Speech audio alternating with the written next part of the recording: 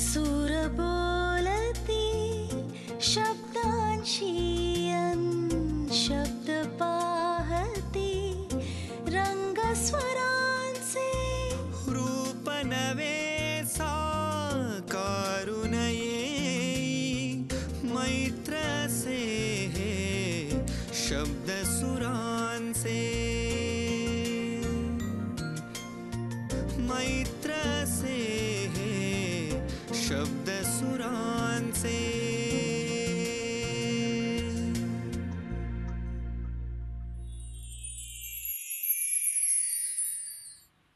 पंडित विद्याधर व्यास यांचं भारतीय अभिजात शास्त्रीय संगीताला असलेले योगदान हे मौल्यवान आहे. हिंदुस्थानी शास्त्रीय संगीत हे जागतिक पातळीवर भारताच्या भाळावरचा ललामभूत टिळक ठरवण्यासाठी ज्या ज्या कलाकारांचं नाव घेतलं जाईल त्यात पंडित विद्याधर व्यास हे नाव ठळक अक्षरात लिहिलेलं आहे. संगीत महर्षी पंडित विष्णू दिगंबर पलुसकर यांचा वारसा सांगणाऱ्या ग्वाल्हेर घराण्याची परंपराच पंडित विद्याधर व्यास पुढे नेत आहेत. खयाल, तराना आणि भजन गायकी त्यांनी आत्मसात केली ती पंडित विष्णू दिगंबर पलुसकरांचे पट्ट शिष्य असलेल्या पंडित विद्याधर व्यास यांचे पिता गायनाचार्य पंडित नारायणराव व्यास यांच्याकडून संगीताचा पाया भक्कम झाला तो इथूनच. पण आवाजाची देणगी तर देवदत्त होती. त्या आवाजाला सुयोग्य प्रशिक्षणाचं, रियाजाचं आणि पंडित विद्याधर व्यास यांच्या स्वतंत्र प्रतिभेचं आणि व्यासंगाचं कोंदण मिळालं. संगीतातल्या खयाल या प्रकारावर त्यांची हुकूमत आहेच, पण खयाल गाताना त्यातला विचारही मांडला जावा असा पंडित विद्याधर व्यास यांचा प्रयत्न असतो. आणि म्हणूनच आपल्या गायकीत राग आणि रस यांच्याबरोबरच भावही आला पाहिजे यावर त्यांचा कटाक्ष असतो. रसिको, मैत्र हे शब्द सुरांचे या मालिकेत पंडित विद्याधर व्यास यांची मुलाखत घेत आहेत अमरेंद्र नंदू धनेश्वर. अमरेंद्र नंदू धनेश्वर हे स्वतः ग्वाल्हेर घराण्याचे गायक आहेत, संगीताचे अभ्यासक आहेत. आज या मुलाखतीचा भाग पहिला.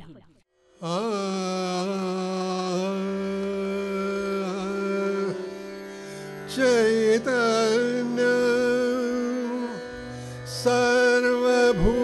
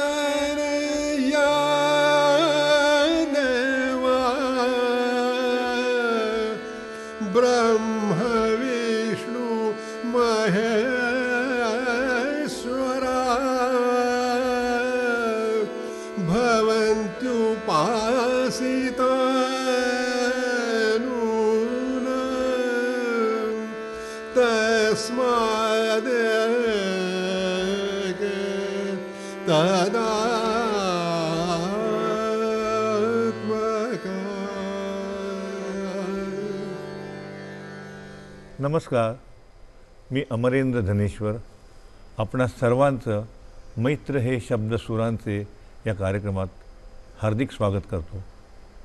आज आपल्यासमोर डॉक्टर पंडित विद्याधर व्यास हे आलेले आहेत या कार्यक्रमामध्ये आणि यांच्याकडनं आपल्याला पुष्कळ गोष्टी ऐकून घ्यायच्या आहेत. कारण एक अतिशय दुर्मिळ असं व्यक्तिमत्व संगीताच्या क्षेत्रातलं हे आहे. ते गायक आहेत, ते अभ्यासक आहेत ते अध्यापन त्यांनी केलेले अध्यापक पण आहेत आणि अशी अनेक अंग उत्तम प्रशासक पण आहेत. अशी अनेक अंग ज्यांच्या व्यक्तिमत्वामध्ये सामावलेली आहेत अशा डॉक्टर विद्याधर व्यास यांचं मी आधी स्वागत करतो.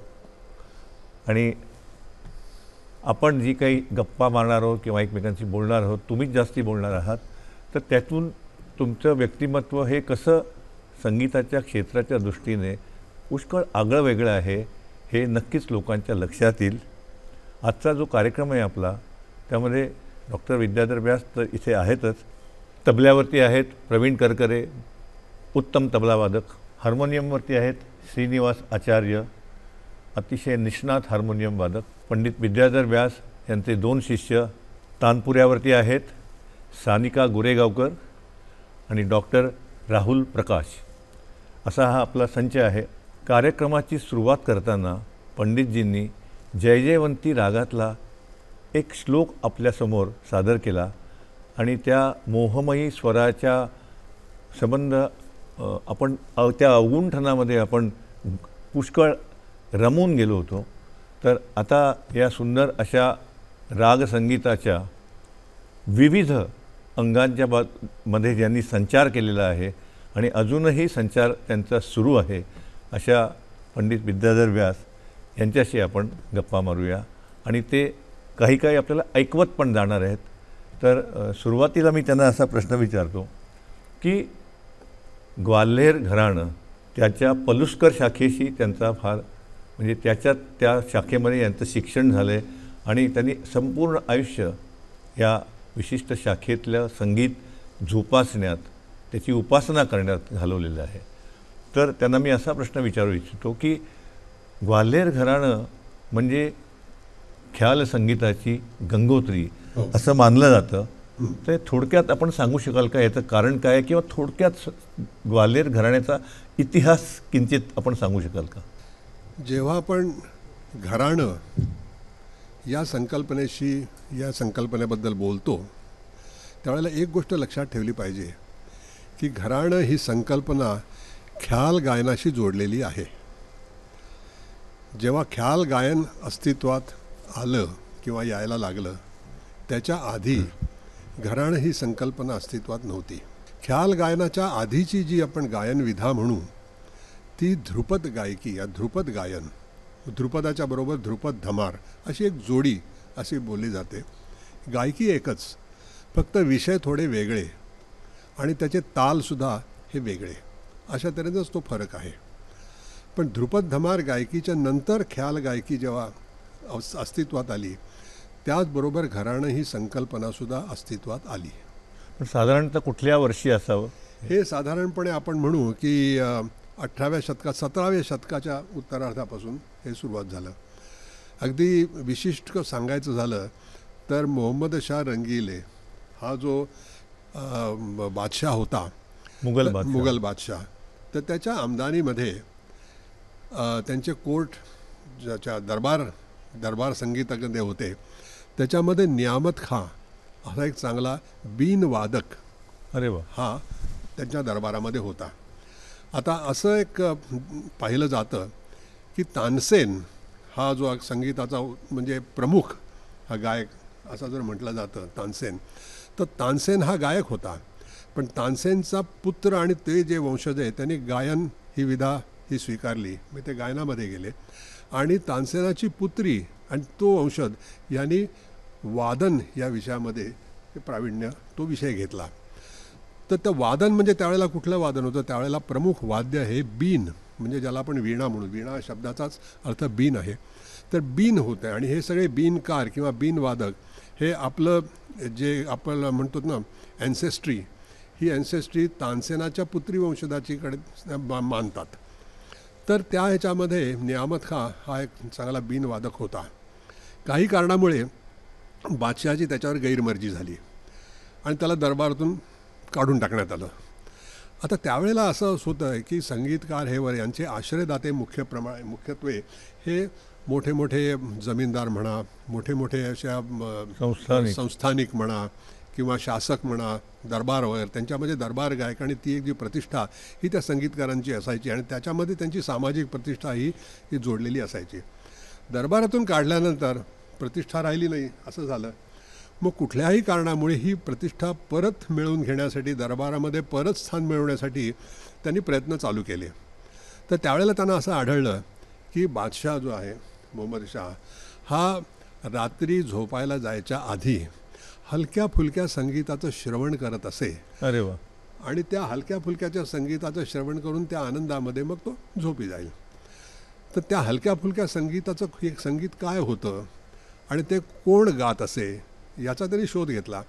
तेव्हा त्याला आढळलं की अशा कुठल्या तरी स्त्री गायकांचा वर्ग असा की ज्या अशा हलक्या फुलक्या संगीताचा, आणि ह्या संगीत विशेष करून हे शृंगार प्रधान होतं. या शृंगार प्रधान ज्याला अलीकडे आपण म्हणू की ठुमरी दादरा शृंगार प्रधान असं, तर अशा प्रकारचं हे संगीत अस्तित्वात होतं आणि त्याच्यातली कवनं थोडी थोडी अशी करून ते गायलं जायचं आणि हा एक रिवाज त्यावेळेला झाला होता. तर हे कळल्यानंतर त्या नियामत खाने या ज्या स्त्री गायिका होते त्यांच्याशी संपर्क केला आणि त्यांना विचारलं की तुम्ही काय गात होत असा, ज्याप्रमाणे बादशाह जो आहे प्रसन्न होत असे असं हे तुम्ही काय गाता. तर त्यांनी सांगितलं हे अशा अशा तऱ्हेने आम्ही गात असतो. तर त्यांनी सांगितलं की मी तुम्हाला एक चांगली अशी कवनं दिली तर ती तुम्ही गा आणि ती बादशाहला ऐकवा. वा. आणि ही कवनं त्यांनी, अर्थात त्याची सगळी परंपरा राग गायनाची रागाधिष्ठित होती, बिनवादक होता. तर त्याने रागांमधून एक छोटी छोटी अशी कवनं त्यांनी तयार केली.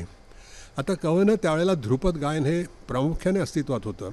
ध्रुपद गायनाची ही पदं असतात ना, ज्याला आपण म्हणतो स्थायी, अंतरा, असे 4 भाग होते. स्थायी, अंतरा, संचारी आणि अभोग असे आणि प्रत्येकाचे जरी 2-2, 3-3 आवर्तनं म्हटली तरी असं त्याचे जे लिरिक्स असतात, त्याचं जे काव्य असतं हे मोठं होतं. तर त्यांनी फक्त स्थायी आणि अंतरा हे 2च भाग घेतले आणि त्या 2 भागामध्ये सुद्धा पदांची संख्यासुद्धा 2 आवर्तनं ही अशीच ठेवली. 2 आवर्तनं, फार तर 3, पण शक्यता 2 आवर्तनं अशीच. म्हणजे एकूण 4 ओळी, 4 आवर्तन असं एकूण काव्य, 2 स्थायी आणि 2 अंतरा. आणि ते त्यांनी त्याच्यात शब्दरचना मात्र त्यांनी स्वतः केली, अगदी शृंगारिक शब्दरचना. आणि ती शृंगारिक शब्दरचना बादशाला उद्देशून, आपल्याला बंदिशीमध्ये जे शब्द आढळतात, मोहम्मद शाह रंगीले, त्याने त्याला रंगीले म्हणायला सुरुवात केली आणि अशा तऱ्हेने ते काव्य केलं. आणि त्या काव्यामध्ये, अंतरामध्ये त्यांनी स्वतःचं नाव सदा रंगीले असं त्याने स्वतःचं नाव घेऊन त्याच्यामध्ये सदा रंगीले नाव टाकलं. आणि अशी ही जी कवनं जी होती ही रागदारीमध्ये, रागामध्ये, शुद्ध रागामध्ये बसून त्यांनी ती कवनं त्या स्त्रियांना शिकवली आणि त्यांना सांगितलं हे तुम्ही बादशाहाला ऐकवा, बघूया काय होतं. तर त्यांनी त्यांना ती आवडली आणि त्यांनी ती त्याप्रमाणे अभ्यास करून त्याच्याबद्दल ते गाऊन बसून मी बादशाहाला ऐकवायला सुरुवात केली. बादशाहसुद्धा अतिशय प्रसन्न झाला. हे काय आहे, हा काहीतरी नवीन प्रकार आहे, थोडा आहे, रागामध्ये बांधलेला आणि ह्याच्यामध्ये माझं नाव पण आहे आणि त्याच्यानंतर कोणी सदा रंगीले म्हणून ते पण नाव आहे. त्यामुळे बादशाहला अतिशय कुतूहल वाटलं, हे काय आहे. एका बाजूने तो प्रसन्न झाला, दुसऱ्या बाजूने हे कुतूहल झालं की हे काय आहे, ह्याचा छडा लावला पाहिजे. म्हणून त्याने विचारलं कोण आहे हा सदारंग, कोण आहे, हे तुम्हाला कवनं कोणी शिकवली. असं त्यांनी जरा हे केलं तेव्हा त्याला कळलं की हा दुसरा तिसरा कोणी नाही, हा आपलाच नियामत खान आहे. आणि त्यांनी हा अशा केवळ आपली मर्जी संपादनासाठी, स्वतःचं स्थान दरबारामध्ये करण्यासाठी म्हणून त्यांनी हा सगळा प्रयोग केलेला आहे. पण तो इतका चांगला प्रयोग झाला की तो प्रयोग पुढे चालत राहिला. म्हणजे असा ख्याल गायकीचा या पद्धतीने, या रीतीने उगम झाला. आणि ही जी एकदा हे अस्तित्वाला आणि ही ॲक्सेप्ट झाली, म्हणजे ही स्वीकृत झाली, तर त्यावेळेला त्याचे वेगवेगळे त्याचे आयाम ज्याला म्हणू ते कुठले आणि कसे असू शकतात, ध्रुपदाशी ह्याच्याशी काय संबंध जास्त असतो आणि कशाप्रमाणे केलं जाईल, अशा विचारातून असं दृष्टीत आलं की ज्याप्रमाणे ध्रुपद गायकीमध्ये पहिला जो भाग असतो हा नोमतोम गायकीचा असतो. नोमतोम म्हणजे रागालाप आणि त्याला अक्षरं वापरली जातात नोमतोम, त्यातून रागालाप. रागालाप पूर्णप्रमाणे केल्यानंतर म्हणजे पूर्वांग, उत्तरांग हा सगळा रागालापाचा सगळा प्रस्तार केल्यानंतर प्रत्यक्ष बंदिशी नंतर सुरू होते. जी बंदिशी पखावाजाच्या साथीमधून होते ती नंतर सुरू होते. पण यांनी या ह्याच्यामध्ये बंदिशीला प्राधान्य देण्यासाठी म्हणून सुरुवातीपासूनच बंदिश सुरुवात करायची आणि आलाप आणि हे सगळे अंग असायच्या बंदिशीच्या बरोबर असे तालाच्या मध्ये हे सगळे आलाप आणि हे सगळे करायचे ही सुरुवात केली. आलाप केल्यानंतर त्याच्यानंतर मग द्रुतलय जेव्हा त्याच्यामध्ये आली, त्या द्रुतलयीमध्ये मग तानेचा उपयोग व्हायला सुरुवात झाली. ध्रुपदामध्ये तान नाही. ख्याल हा जो प्रकार झाला, ख्याल म्हणजे आपली कल्पनेप्रमाणे रागविस्तार करायचा, कल्पनेप्रमाणे त्याचा एकूण शोध घ्यायचा की याच्या काय काय ह्याचे हे असू शकतं, याच्यामध्ये याचा विस्तार कुठल्या प्रकारे होऊ शकतो, अशा तऱ्हेने कल्पना वापरून हे करायचं. असं जसं ध्रुपद ही अशी म्हणजे निश्चित निबद्ध गायकी, ही सगळ्या गोष्टी ठरलेल्या आहेत, त्याच्याप्रमाणे तुम्हाला त्या गायच्या आहेत. ख्याल हा जो आहे प्रकार, हा थोडासा एक ज्याला आपण म्हणतो ना की प्रस्तारित, मी विस्कळीत हा शब्द मुळीच वापरणार नाही आहे, कारण बांधेसूदपणे हा कुठल्याही कलेसाठी आवश्यक असतो, पण हा थोडा विस्तारित प्रकार झाला आणि त्याच्यामध्ये तुमच्या कल्पनेला आणि नवीन प्रयोगशीलतेला ह्याच्यामध्ये तुम्हाला स्थान मिळायला लागलं. मैत्र से हे शब्द सुरांचे.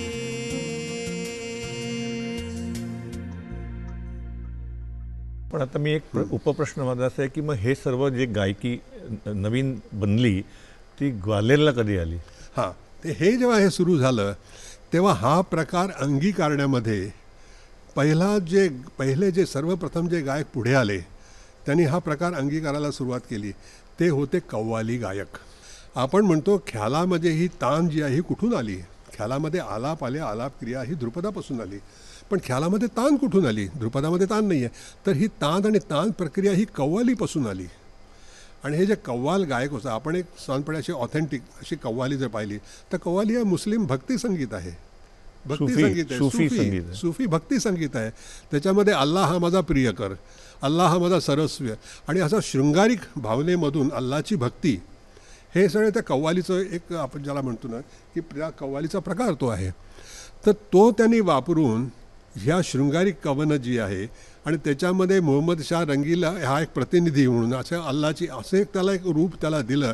आणि तानेचा उपयोग कव्वालीमध्ये किती भरपूर प्रकारात ताना असतात, वेगवेगळ्या प्रकारच्या ताना, वेगवेगळ्या लयकारीच्या ताना.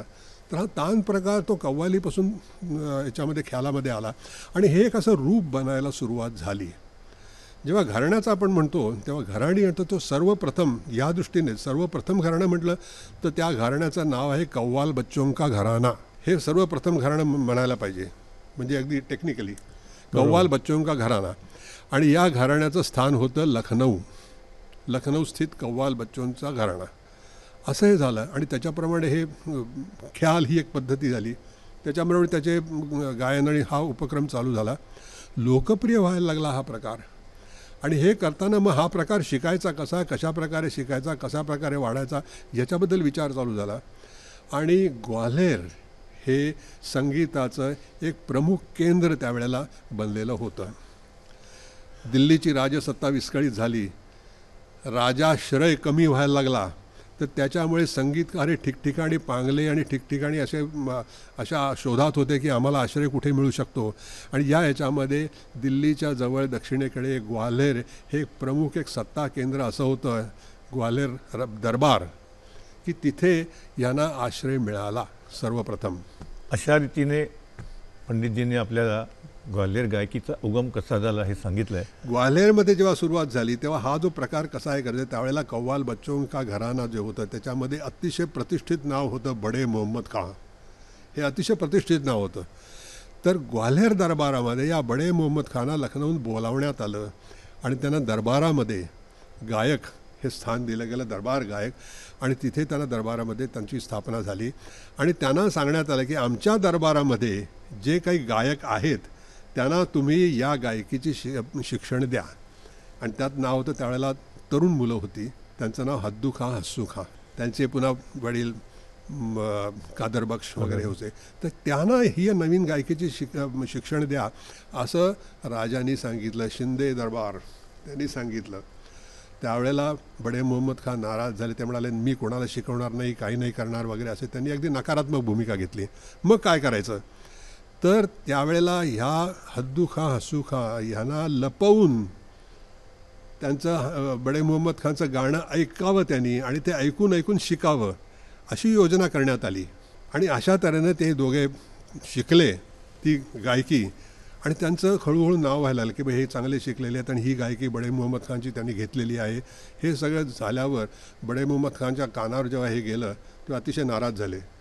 ते म्हणाले माझी फसवणूक झाली आहे, नाराज झाले. मग आता काय करायचं ते त्यांनी सांगितलं, आव्हान दिलं की माझ्या समोर बसून गा. ते जर योग्य असेल तर मी एक तऱ्हेचं काय सर्टिफिकेट देईन. मनाशी ठरलं होतं सर्टिफिकेट वगैरे नाहीच द्यायचं, पण त्याने सर्टिफिकेट देईन, कारण राजाचा हुकूम ना, तेव्हा हे करा. आणि अशा वेळेला असं ते दरबारामध्ये एक प्रकारचं काय ज्याला आपण म्हणू की शोडाऊन असं एक दरबारामध्ये झालं. त्यावेळेला हद्दू खां अस्सू खां यांनी इतक्या चांगल्या तऱ्हेने हे सगळं गायले ते. आणि त्यावर बडे मोहम्मद खानला वाटलं की हे आपलं सगळं जे होतं हे सगळं त्यांनी लुटून नेलेलं आहे, सर्वस्व गेलं आपलं सर्वस्व. तेव्हा ते फार अगदी निराश झाले आणि ते म्हणाले आता मला इथे राहण्यात काही स्वारस्य नाही आहे, म्हणून ते दरबार सोडून गेले. पण ही जी गायकी हद्दू खां हस्सू खांनी ही घेतली, आत्मसात केली, ती गायकी मग तिथे वाढवली गेली. आणि ती गायकी एक तऱ्हेचं क्रिस्टलायझेशन ख्याल गायकीचं हे ग्वाल्हेरमध्ये झालं. म्हणून ग्वाल्हेर घराणं, ग्वाल्हेर गायकी, ग्वाल्हेर घराणं हे आद्य घराणं मानलं जातं ख्याल गायकीचं, पितृ घराणं मानलं जातं. ह्याचे सगळे विशिष्ट अंग जी आहेत ही विकसित झाली आणि त्याला आपण आज आपण ओळखतो ही अष्टांग गायकी. अष्टांग गायकी ही ख्याल गायकी आहे. आणि या ख्याल गायकीचं पहिलं घराणं ग्वाल्हेर घडून, म्हणून ती अष्टांग गायकी ग्वाल्हेर घराण्याशी निगडीत आपल्याला दिसते. एक वानगी दाखल सदारंगांचं कुठलंही आपण एक कंपोजिशन ऐकू शकाल का एखादी?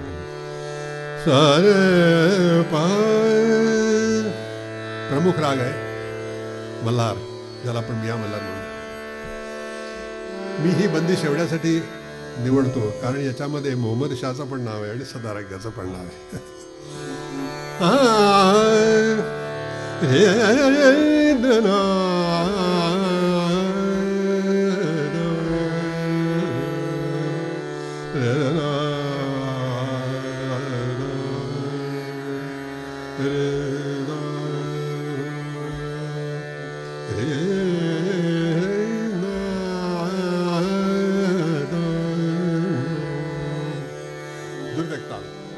मोहम्मद सारंगे लरे मोहम्मद सारंगे, मोहम्मद सारंगे लरे मोहम्मद सारंगे लरे बलमा उन बिना मैं का कारी बदरिया एक ना सुहावे. मोहम्मद सारंगे लरे मोहम्मद सारंगे लरे बलमा बिना मैं का कारी बदरिया नेकना सुहावे. मोहम्मद सारंगे लरे मोहम्मद सारंगे लरे मोहम्मद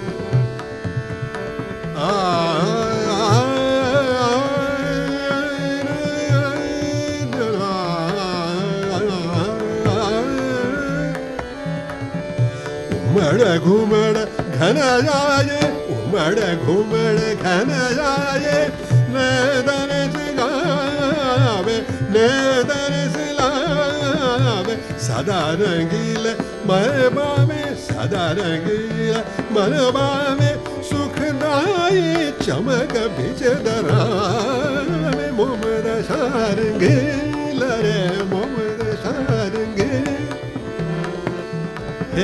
एक वानगी दाखल उदाहरण आहे की अशा तऱ्हेची अनेक बंदिशे सदारंगाने केली.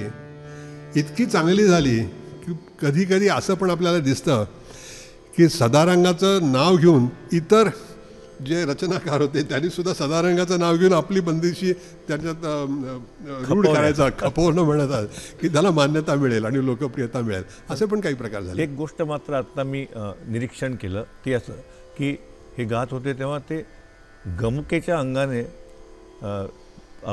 आवाज लावत होते काही ठिकाणी. आणि ती जी गोष्ट आहे त्याचा संबंध अष्टांग याच्याशी आहे, कारण गमक हे त्यातला एक भाग आहे अष्टांगातला. तर थोडंसं तुम्ही थोडक्यात आम्हाला अष्टांगाबद्दल थोडं सांगाल का? हो जरूर. अष्टांग गायकी मी जेव्हा अभ्यास करत होतो, घराण्याची गायकी, त्याची वैशिष्ट्य, जेव्हा हे माझ्या लक्षात आलं की ख्याल गायकीचं वर्णन ही अष्टांग गायकी आहे. त्याच्या आधी अष्टांग गायकी किंवा अष्टांग या शब्दाचा उपयोग होत नसे तर ही अष्टांग गायकी ख्याल गायकीचं वैशिष्ट्य आहे. जेव्हा ख्याल गायकीची आपण वर्णन म्हणतो ही अष्टांग गायकी. ही अष्टांग गायकी म्हणजे 8 अंग कुठली, अष्टांग 8 अंग, ही 8 अंग कुठली आहेत ते याचा मी अभ्यास करायला सुरुवात केली. तेव्हा सर्वप्रथम आपली जी टर्मिनॉलॉजी आहे किंवा असे आपले संज्ञा. विशिष्ट शब्द जे आहेत या शब्दांमध्ये अंग शब्द कुठे येतो याचा मी अभ्यास करायला सुरुवात केली. तेव्हा सर्वप्रथम आधी लक्षात आलं की पूर्वांग आणि उत्तरांग हे 2 अंग आहेत. तेव्हा खरोखर पूर्वांग उत्तरांग हे 2 अंग, तर हे 8 अंगापैकी हे 2 अंग झाले. ख्याल गायकीमध्ये पूर्वांग आणि उत्तरांग हे कुठल्या तऱ्हेनं कशा तऱ्हेनं वापरलं जातं तर हे स्थायी आणि अंतरा. स्थायी ही पूर्वांगात असते, अंतरा उत्तरांगात असते. आणि ध्रुपद धमारमध्ये संचारी आभोग हे प्रकार असतात पण ख्यालामध्ये ते नाहीत. स्थायी आणि अंतरा हे 2च हे बंदिशीचे हे भाग, स्थायी आणि अंतरा, एक पूर्वांगात एक उत्तरांगामध्ये. म्हणजे स्थायी अंतरा पूर्वांग उत्तरांग ही 2 अंग झाली. ही 2 अंग झाल्यानंतर मग पुढे आणखी कुठली अंग होतात.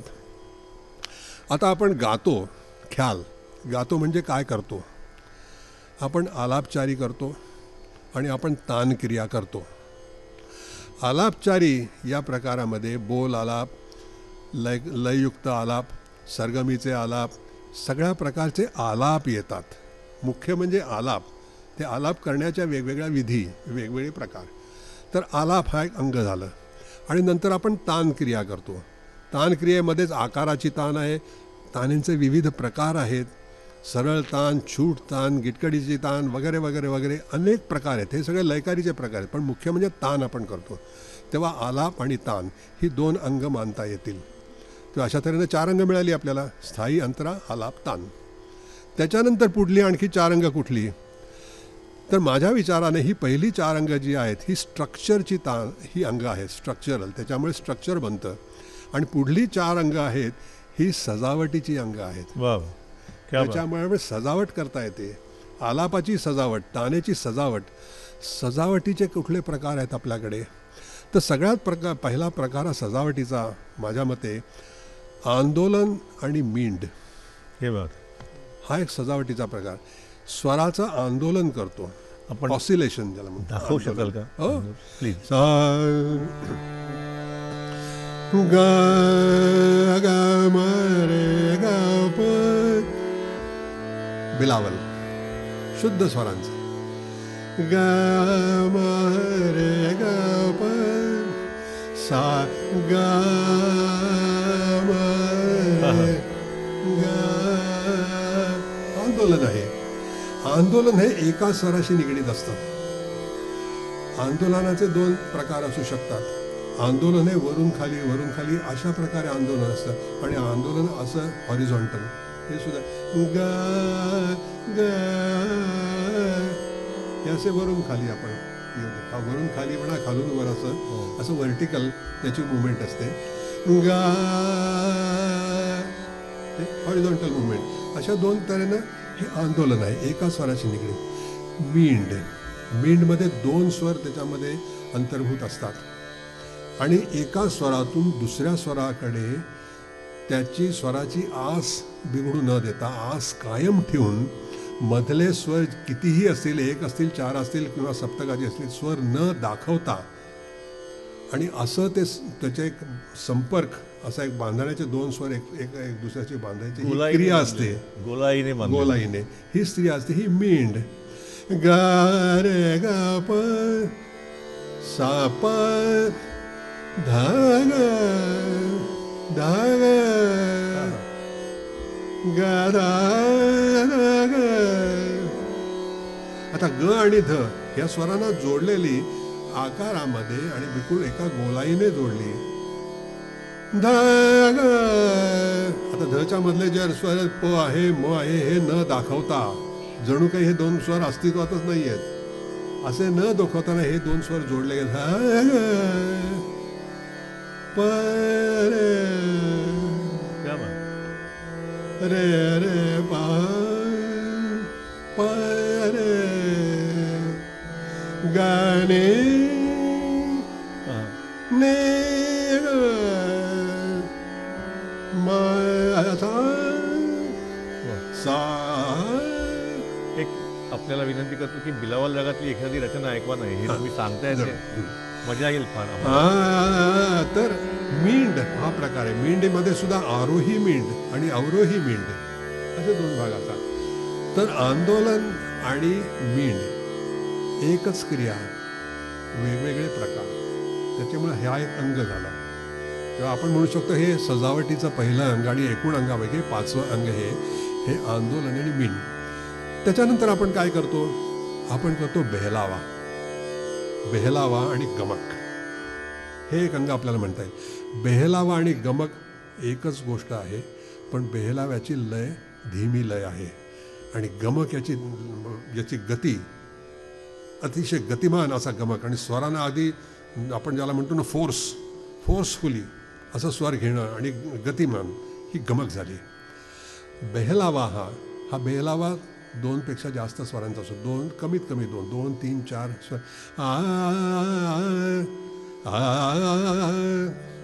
गम गम गम गम रे ग, हा बेहलावा. आणि हेच स्वर गमकेच्या साठी घेतले.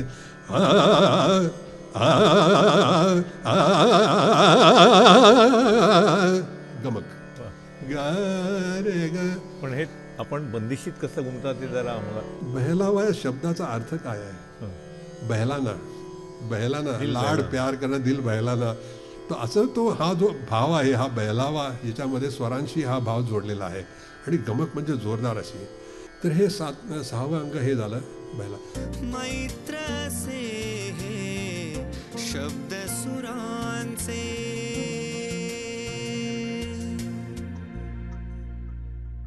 त्याच्यानंतर आपण काय करतो, सजावट, खटका, मुरकी यांचा आपण प्रयोग करतो. ना ना ता ना ना. खटका हा एक स्वरांशी निगडीत असतो. खटका न, त्याच्या कण स्वर असतात. न ना. मग अरे ग मुरकी.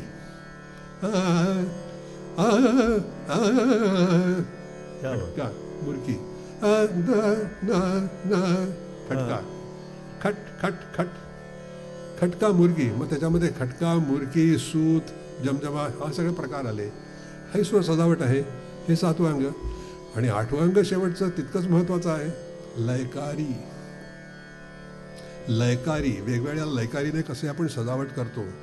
ही लयकारी असते आपल्या, ज्याला आपण म्हणतो 2ची लयकारी, 3ची लयकारी, आड कुवाड बियाड, या सगळ्या लयकारीने कशी आपण सजावट करतो बंदिशीची आणि आपल्या गाण्याची. तर ही लयकारी, ही 8 अंग माझ्या मते ही 8 अंग आहेत. आणि याच्यापेक्षा आणखी काही असू शकेल त्याचा मी शोध घेतला, मला तर सापडली नाहीत. या 8 अंगामध्ये संबंध ख्याल गायकी आलेली आहे. क्या बात. आणि वेगवेगळ्या अंगांना 8ही अंग, ग्वाल्हेर गायकीची प्रतिज्ञा अशी आहे की ही 8ही अंग समप्रमाणात बॅलन्स त्याच्यामध्ये तुमच्या गाण्यामध्ये दिसली पाहिजे, तर ती ग्वाल्हेर गायकी आहे. म्हणजे ग्वाल्हेर गायकी ही सर्व अष्टांगाची जी अंग आहेत त्यांच्या संतुलित स्वरूपात त्याच्यातून प्रकट होतात. बिलकुल.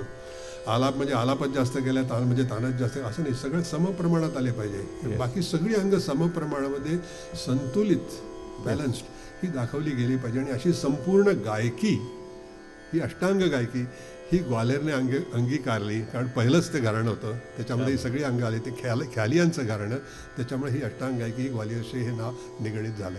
ही अष्टांग गायकी. आता ग्वाल्हेर घराण्याच्या गायकीला सुन्नी गायकी सुद्धा म्हणतात. हो. सुन्नी गायकी म्हणजे ऐकून ऐकून ऐकून ऐकून गेलेले. याचं कारण ते दरबारामध्ये बडे मोहम्मद खां त्यांनी डायरेक्ट सरळ शिकवायला मना केलं, नाही शिकवणार हे केलं, म्हणून त्यांची ऐकून ऐकून ऐकून ऐकून त्यांनी ग्रहण केली. आणि तशी संगीत ही श्रवणविद्या आहे. श्रवणविद्या, ऐकणं हे जास्त महत्त्वाचं आहे. नोटेशन त्याच्याने लिहिणं हे नंतरच्या काळामध्ये आलं. म्हणजे 20व्या शतकापासून आणि पुढे ज्या ह्याच्यामध्ये हे नंतरच्या काळात आलं. आता 21व्या शतकामध्ये यूट्यूबवरून ऐकून लोक आपली गायकी तयार करायचा मुख्य म्हणजे ऐकणं, तेच यूट्यूब ऐकून. म्हणजे संगीत ही श्रवणविद्या आहे. हे तर अगदी सत्य जे आहे हे पुनर्स्थापित झालेलं आहे. तर अशा तऱ्हेनं हे झालं आहे. आणि ग्वाल्हेर गायकी ही सुन्नी गायकी, त्याचबरोबर ग्वाल्हेर गायकी ही बेहलाव्याची गायकी म्हणतात. कारण बेहलाव्याचा इतका उत्तम प्रयोग ग्वाल्हेर गायकीमध्ये जितका आपल्याला दिसतो तितका अन्य गायकीमध्ये तितक्या प्रमाणात दिसत नाही. म्हटल्यावर तेवढा अंगीकारला गेला नाही. इतर जी घराणी आहेत त्यांनी ही अष्टांग 8 अंगामधली काही अंग आपली प्रमुख अंग अशी मानून ती जास्त विकसित केली आहे. आणि इतरही अंग आहेतच, सगळ्यामध्ये असते, त्याशिवाय ख्याल हे संपन्न होऊ शकणार नाही. पण आमचं हे मुख्य अंग आहे, आमचं हे मुख्य अंग आहे, असं त्यांनी हे वाटून घेतली अंग आणि त्याच्याप्रमाणे गायकी विकसित केली. सगळी मोठी घराणी आहेत. तर त्याच्यामध्ये बेहलावा हा जो आहे आणि हे बेहलावा या प्रकाराला जास्त स्थान देणारे राग जे आहेत, हे राग हे ग्वाल्हेरचे राग असे म्हणून ते स्थापित झाले. करणार होतो की ग्वाल्हेर घराण्यामध्ये सिद्ध राग किंवा आम राग हे जास्ती गायले जातात. याचा अर्थ कारण तो काय? आहे, याचं कारणच हे आहे की हे सिद्ध राग जे आहे हे अंगीकारले गेले आणि त्याच्यामध्ये बेहलावा आणि असा प्रयोग जास्त केला गेला. गमक बेहलावा हे ग्वाल्हेरचे म्हणून मानले गेले. एक ज्याला आपण म्हणतो स्टॅम्प लागला, हे ग्वाल्हेरचे म्हणून बेहलावा आम्हाला जरा ऐकवा ना. बिलावल हा जो राग आहे, अलैया बिलावल, हा ग्वाल्हेरचा राग मानला जातो.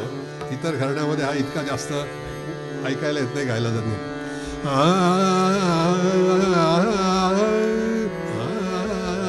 बेहलावाचा आहे.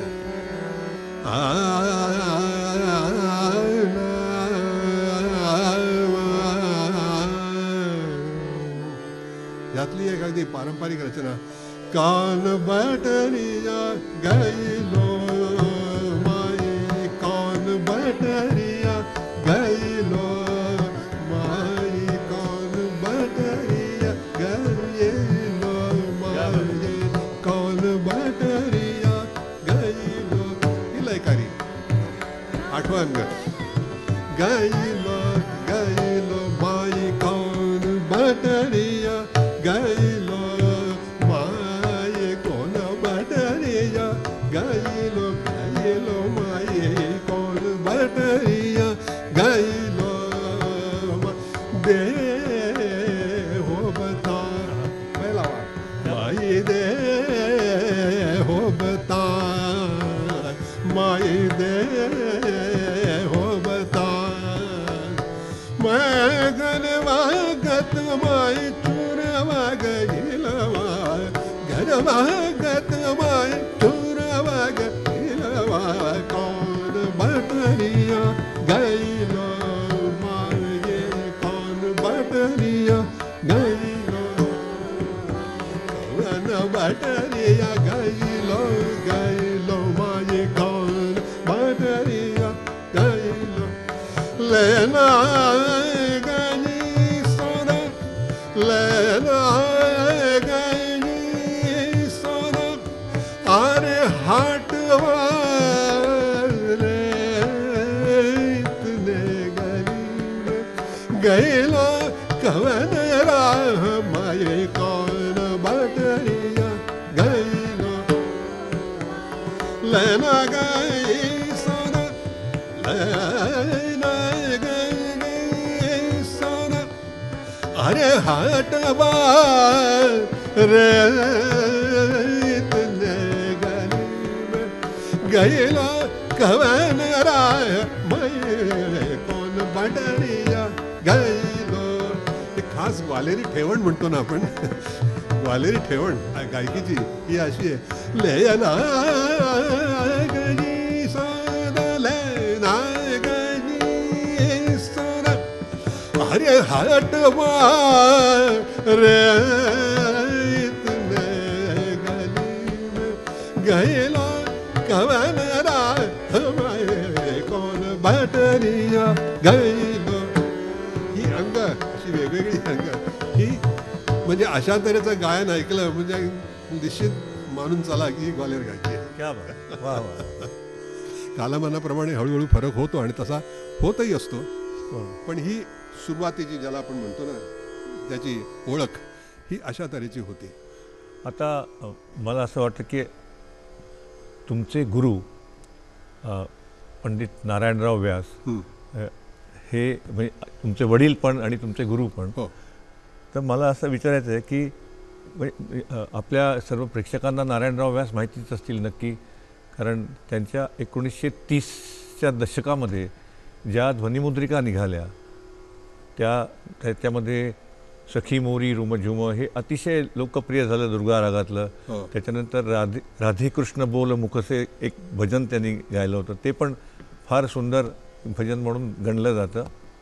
तर एक अशी मी कहाणी ऐकली होती काहीतरी ती गमतीदार, की नारायणराव व्यास प्रवास करत होते पुण्याहून कुठेतरी जाताना आणि वाटेत एका ठिकाणी चहा घ्यायला थांबले आणि तिथे त्या हॉटेलामध्ये, ही पुष्कळ 70-80 वर्षापूर्वीची गोष्ट, त्या हॉटेलामध्ये त्यांचं राधेकृष्ण बोल रेकॉर्ड लावून ठेवली होती.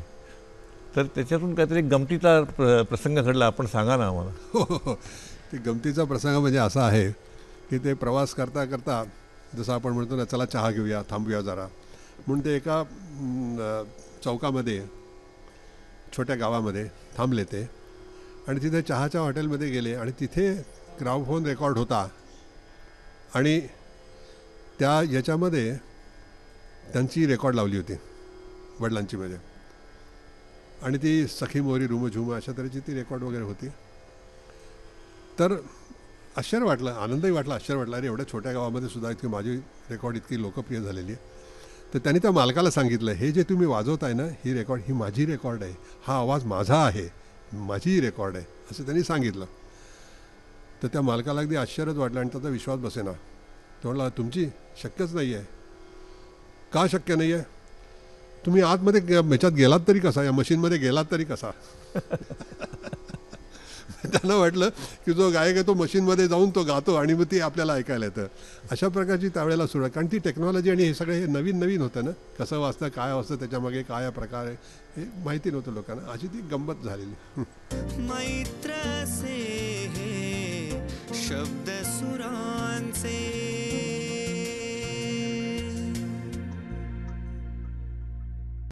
नारायणराव व्यास हे यांचे समकालीन म्हणजे सर्व मोठे मोठे गायक होते. नारायणराव स्वतः मोठे गायक होते आणि नारायणराव व्यासांच्या ज्या काही ध्वनिमुद्रिका निघायच्या त्याच्या प्रसार करताना किंवा त्याची जाहिरात करताना तान के कप्तान असं विशेषण वापरलं जायचं.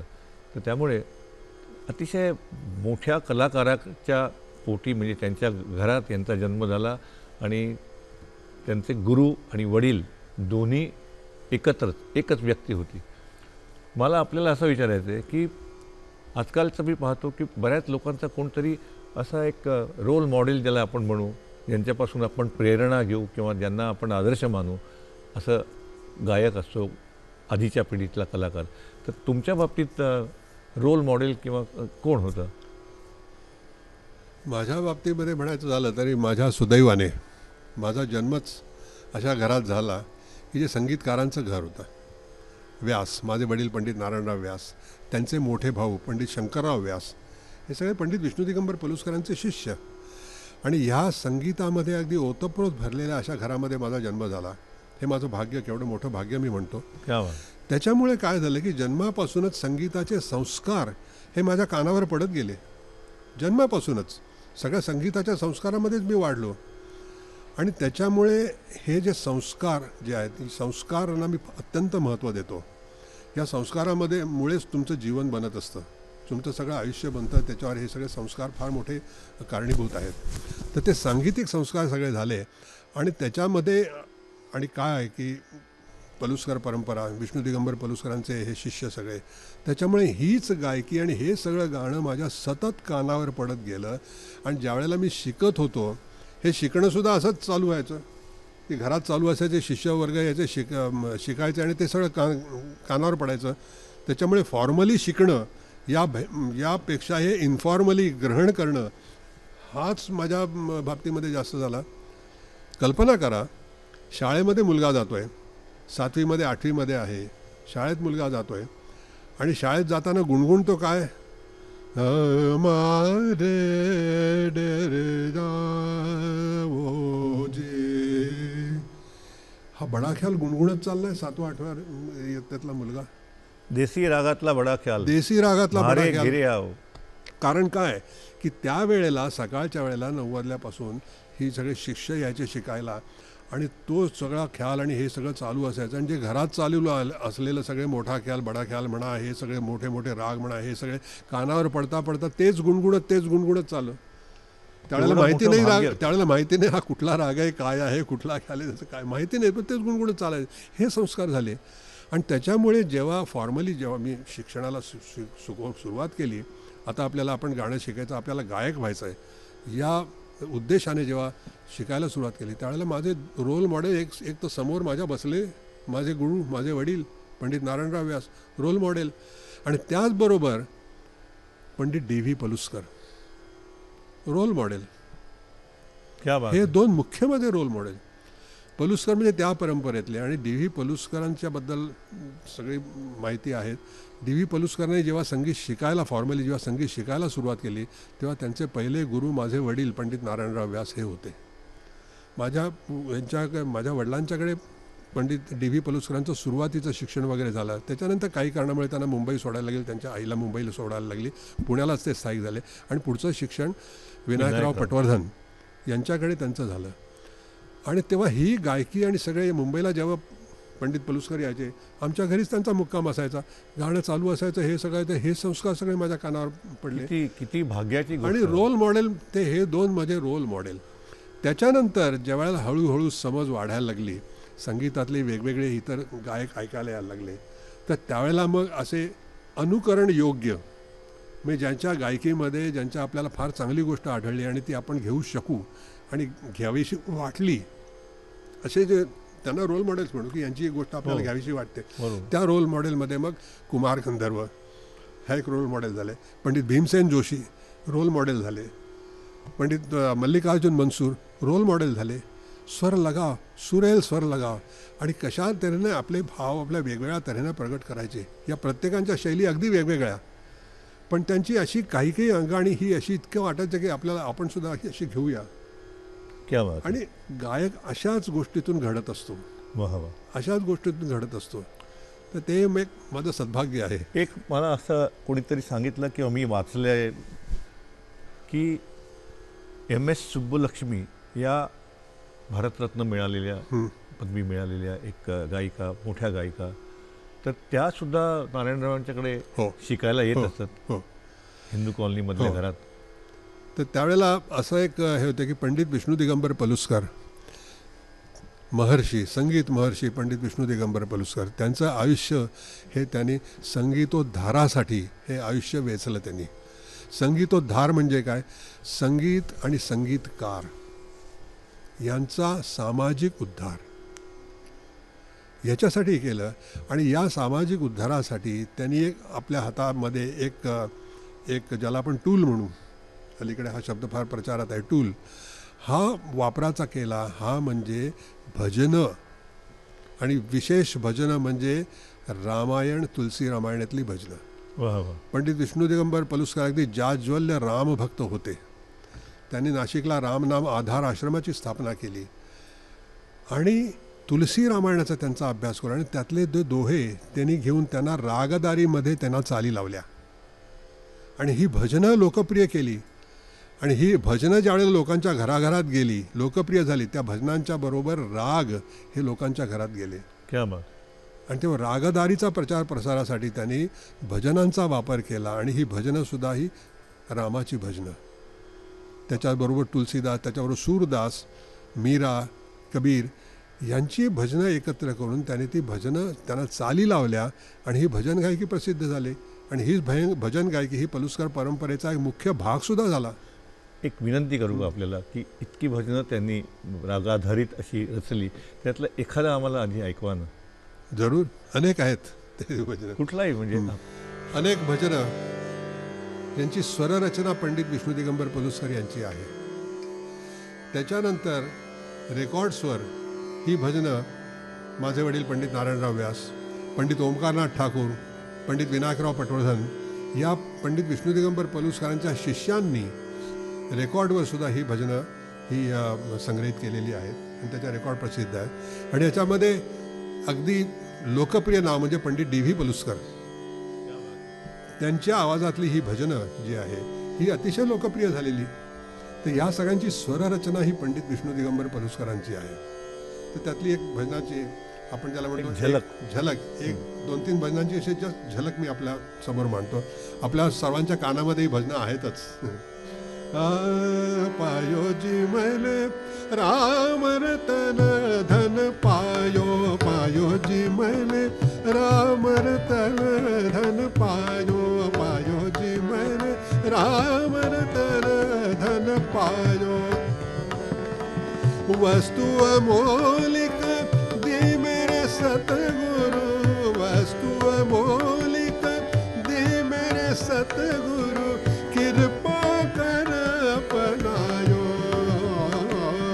कृपा कर अपनायो पायो जीवन राम तन धन पायो पायो जीवन राम तन धन पायो.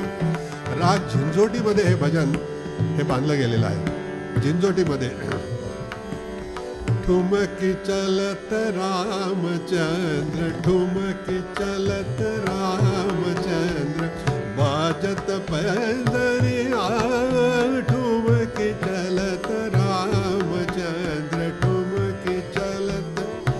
दादरा तालामध्ये राग झिंझोटीच आहे पण ताल वेगळा झाला. दादरा तालेमध्ये किलकी किलकी उठत धाय किलकी किलकी उठत धाय गिरत भूमि लटपटाय गिरत भूमि लटपटाय धाय मातु गोदलेत धाय मातु गोदलेत दशरथ गिरनिया ठुमकी चलत रामचंद्र ठुमकी चलत रामचंद्र जानकी नाथ सहाय करे जब जानकी नाथ सहाय करे तब कौन बिगाड़ करे नर तेरो कौन बिगाड़ करे नर तेरो जानकी नाथ सहाय. मध्यम ग्रामामध्ये कल्याण राग ज्याचं जेमिनी कल्याण असं म्हणतात या रागामध्ये आणि 16 मात्रेचा हा दीपचंदी ताल ह्या याच्यामध्ये हे भजन जानकी नाथ सहाय करे जब जानकी नाथ सहाय करे तब कौन बिगाड़ करे नर तेरो जानकी नाथ सहाय. ही अशा तऱ्हेची इतकी भजनं ही केवळ वानगी दाखवली आहे. अशी अक्षरशः शेकडो भजनं ही पलुसकर परंपरेतील या परंपरेमध्ये आहेत आणि या सगळ्यांचा संग्रह पलुसकर पंडित विष्णू दिगंबर पलुसकर यांचे एक शिष्य पंडित नारायण मोरेश्वर खरे यांनी एका पुस्तकामध्ये भजन संग्रह केलेला आहे. आश्रम भजनावली त्याचं नाव आहे. नारायणराव खरे यांनी ही सर्व भजन संग्रहित केली. आश्रम भजनावली या नावाचं एक छोटी पुस्तिका निघालेली आहे आणि ती सतत प्रसृत होत असते कारण गांधीजींची आवडती भजनं म्हणून ही सर्वांना माहिती झाली. आज आपण इथेच थांबूया आणि पुन्हा पुढच्या भागात भेटूया. नमस्कार.